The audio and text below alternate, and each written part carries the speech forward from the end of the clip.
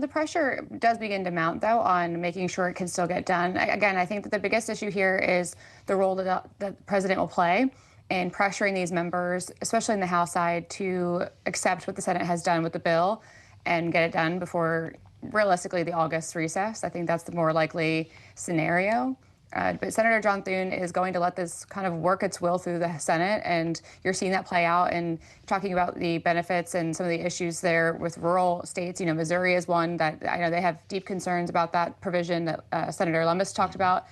So you're going to have a couple of these senators that are going to raise their, red flag as saying this is an, non-negotiable. They have a little bit more staying power as far as some of them aren't out for re-election this cycle, and they're not up in the midterms, whereas the House is going to have to play ball more so when it comes to Donald Trump's pressure.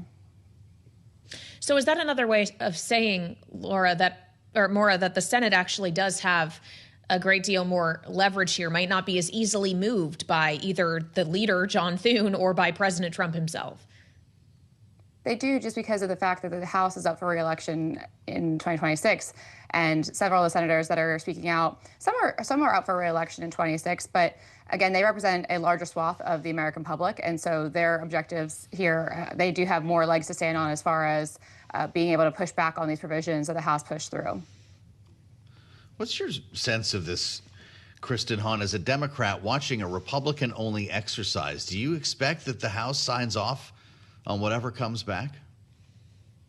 I mean, I think that if they want to ultimately get this done, they're going to have to. I worked in the House side when we had a Democratic Senate, a Democratic House, and President Obama in the White House, and it was a frustrating thing for the House staff and the members, because we would send something over to the Senate and that would come back to us, and we call it sticking the House. I mean, if the president wants to get it done, I think he's just going to have to force the members of the House to do it. And then a lot of them are going to be in some really tough spots if they get this done because of what we were discussing, heavy cuts to Medicaid and how that will impact a lot of rural America. And I know that there are a lot of members of the House who are very concerned about that coming back. Well, when we consider those swing districts in 2026 and the messaging war that is going to be fought in them, Kristen, we were told last night by one Republican lawmaker that Democrats are just fear-mongering on this. President Trump is saying the same. How do you think voters will actually view this Medicaid issue? Is it just semantics to them? I mean, you look at these town halls in a lot of these Republican or red districts, and people are fearful. They're scared, and that's not something that the National Democratic Party has ginned up. That's what's happening on the ground. People are they're upset, and they're voicing their opinions, and they're going to voice their opinions at the ballot box. So, I was very, actually, as a cons person, very impressed with Republicans in the House who had been very concerned about this leading up to the vote for the bill. But once they voted for it, they were all speaking off of the same playbook, saying the Democrats are fear-mongering, and this isn't actually, we're just, people who are not citizens of the United States shouldn't have Medicaid. I mean, they're doing a good job of talking about it up in D.C. and Washington on television, but at home, people are concerned, and that's what they should be concerned about in 2026 for sure. What is it, Maura, that gets President Trump out of the White House back up on Capitol Hill? You know there's going to be a tough meeting at some point where everybody goes behind closed doors so they can be cajoled or even shamed by the president. We're starting with phone calls, but when does the personal visit happen? Does that push this across the line? It will likely be when it goes back to the House. I think you're going to see some of these cuts, in terms of SNAP. Chuck Grassley has been pretty adamant about that one, that he doesn't like the House version of it.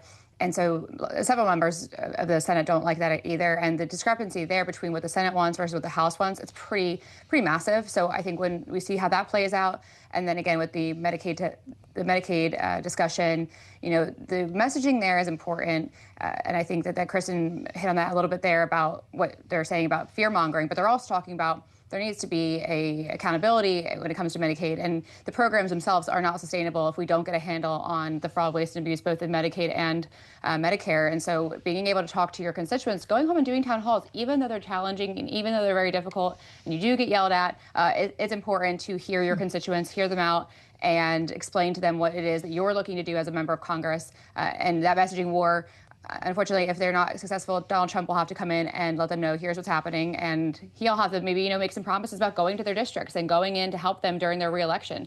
I think that kind of a conversation between the conference and the president is going to be pretty important, especially with some of these holdouts who are concerned about the impact for their reelection.